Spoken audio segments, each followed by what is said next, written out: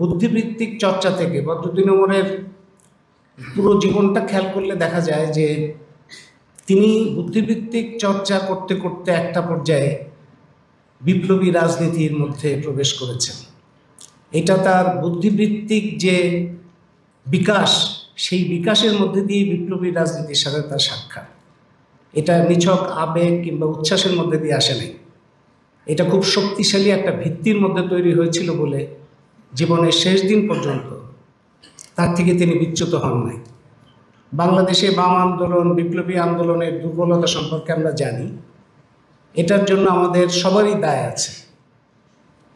বাংলাদেশের বিপ্লবী আন্দোলনের এই যে পরিস্থিতি কি কারণে তৈরি হয়েছে সেটারও ব্যাখ্যা বিশ্লেষণ বদরুদ্দীন ওমরের লেখার মধ্যে আছে। আবার বদরুদ্দীন ওমরের লেখার পর্যালোচনারও দরকার আছে।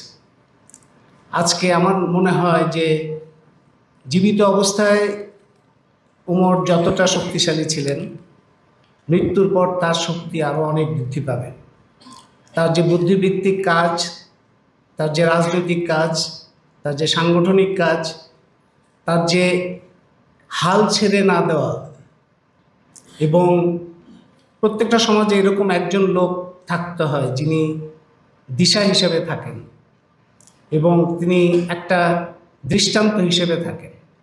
আজকের দিনে তরুণদের মধ্যে অনেক সময় এরকম একটা প্রবণতা দেখা যায়, কারো কারো মধ্যে কথাবার্তার মধ্যে এরকম একটা সুর পাওয়া যায় যে আগে কিছুই হয় নাই, আমরাই এখন নতুন করে সব করব। এর থেকে বিপজ্জনক চিন্তা আর কিছু হতে পারে না। বিপজ্জনক এই কারণে যে আগে যারা কাজ করেছেন, যেভাবে কাজ করেছেন, যে চিন্তাগুলো এসছে সেগুলো যদি পর্যালোচনা করা না হয় তাহলে একই ধরনের ভুল আবারও হতে পারে। সেই জন্যই বদরুদ্দীন ওমর পাঠ করতে হবে পুরো সময়টাকে, আমাদের 52 সালের ভাষা আন্দোলন থেকে শুরু করে 24-এর গণঅভ্যুত্থান পর্যন্ত।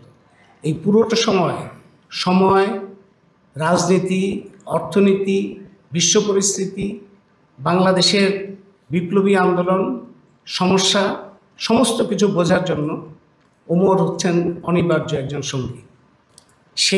সেই কাজে ভবিষ্যতে আমরা বর্তমানে একটা গণঅভ্যুত্থানের শক্তি আমরা দেখলাম যেটা নিয়ে বদরুদ্দীন ওমর নিজেই বলেছেন, গণঅভ্যুত্থানের মধ্যে আমরা জনগণের প্রবল শক্তিকে শনাক্ত করেছি, প্রবল শক্তিকে সাক্ষাৎ করেছি।